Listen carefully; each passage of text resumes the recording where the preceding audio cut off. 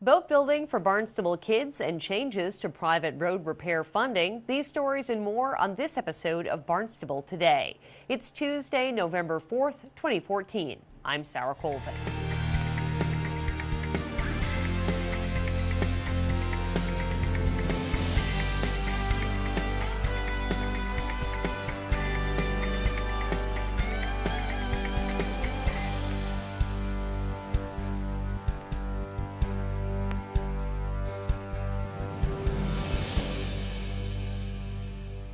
Today is Election Day and polls are open here in the town of Barnstable and across Massachusetts. Voters have been streaming into polling places around town, casting ballots in this midterm election. Barnstable voters will choose a new governor, elect or re-elect state representatives, elect or re-elect a senator in Congress and a state senator, and more. 4 ballot questions are also up for a vote. More information can be found online at town.barnstable.ma.us. Polls are open until 8 o'clock tonight. Building boats is certainly a Cape Cod activity, and the Cape Cod Maritime Museum and the Barnstable Recreation Division are hoping to team up to create a boat building program for our youth. Director of Leisure Services Patty Machado discussed the program at this Monday's Recreation Commission meeting. We will be collaborating together. We're probably going to, one of the ways to make sure that we're able to reach out to children is to do it directly after school and offer it as, right after the bus. We put them on in our recreation van, and we would transport them down to the Maritime Museum. And so we're looking to figure out which days would work, Wednesdays or Fridays, with the volunteers that teach down here. And they've offered to do the instruction for free. So it's just going to be the cost and the expense of the actual equipment that we have, the materials. Yep. So that we'll have to pay for. And then the hope is that we'll be able to do a sailboat. That's our big thing that we'd like to see. And then at the end, it would start in January. We're looking for this because it is a higher cost program. The expense for the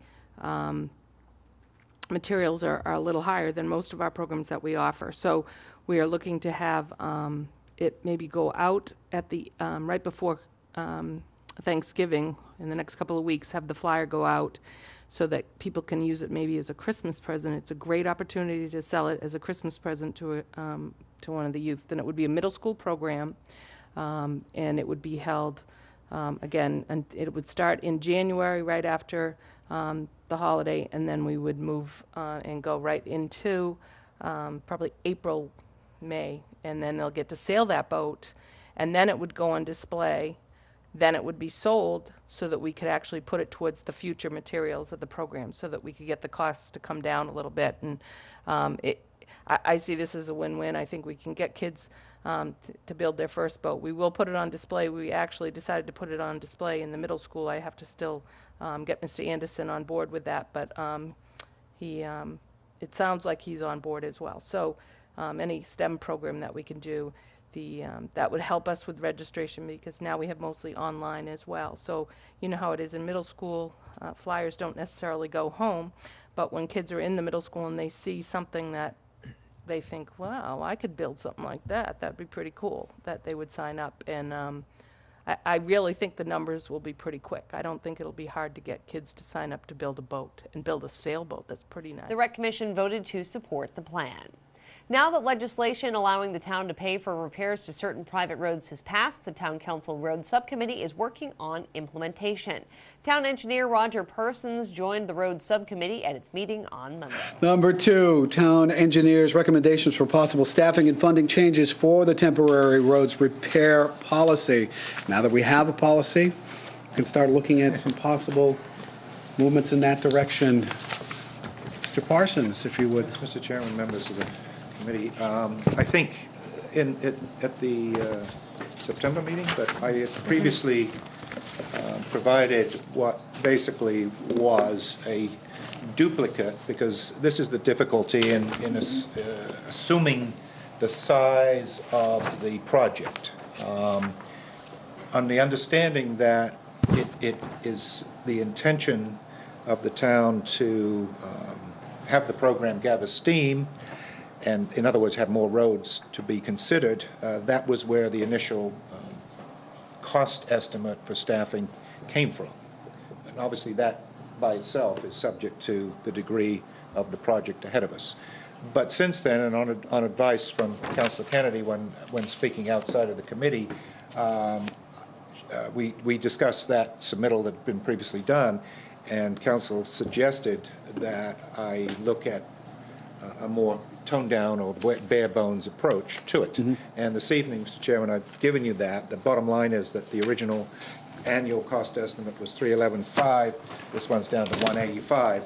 And I don't know if you all have the colored version, but so I'll just go through where this is coming from, and the total should be $185,000.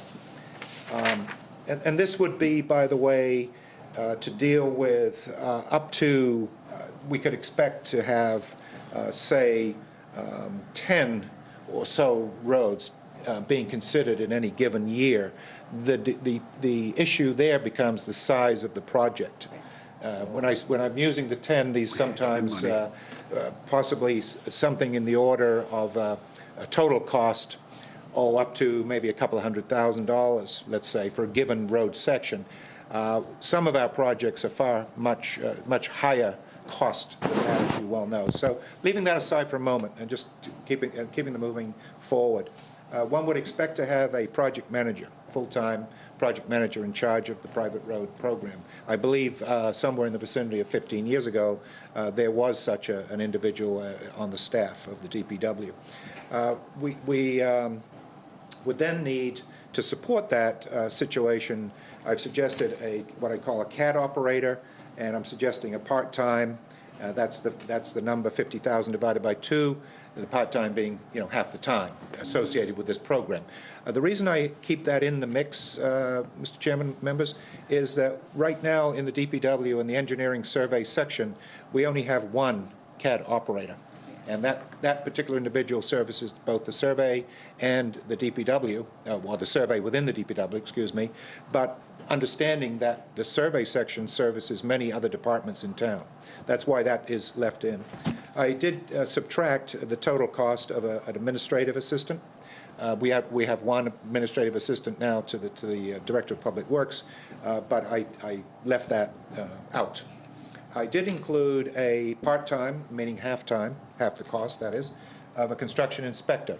Like all of our projects, and including the private road, temporary private road program that we've enacted so far, we allocate an inspector on site at all times. That's one of the benefits, I feel, that comes through the program, and a benefit to the public in general to expect that.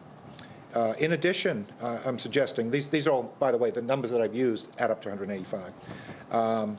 In addition, I originally wanted to put into this program consultant cost at about $150,000 a year.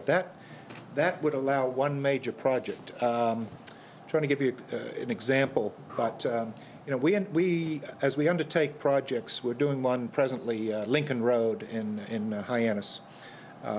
The cost of the design, the analysis, the outreach, and so forth for that project is approximately $150,000. I think it's a little less, actually, but the construction cost of that particular project will probably, it hasn't been determined absolutely at this point, but will probably come in at $1.3, $1.4 million.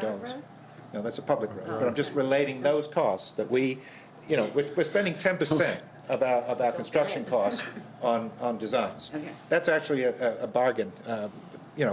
Many of these projects, the relationship between the construction cost and the design cost is greater than 10%. It's more like 15 to 20. But that depends on the project. So I've left that in, but I've adjusted this to suggest that in this program now, because of the conservation issues that we've encountered on several of the roadway requests from the program at this time, I've suggested leaving an allowance of $50,000 in on an annual basis to deal with those issues, which require specialist treatment. You can view that full meeting online at town.barnstable.ma.us. Be sure to join us for tomorrow morning's edition of Barnstable This Morning. Len Gobeil and I will have a full rundown of election results for you, plus our normal roster of guests. Barnstable This Morning, weekdays at 7, right here on Channel 18. For Barnstable Today, I'm Sarah Colvin.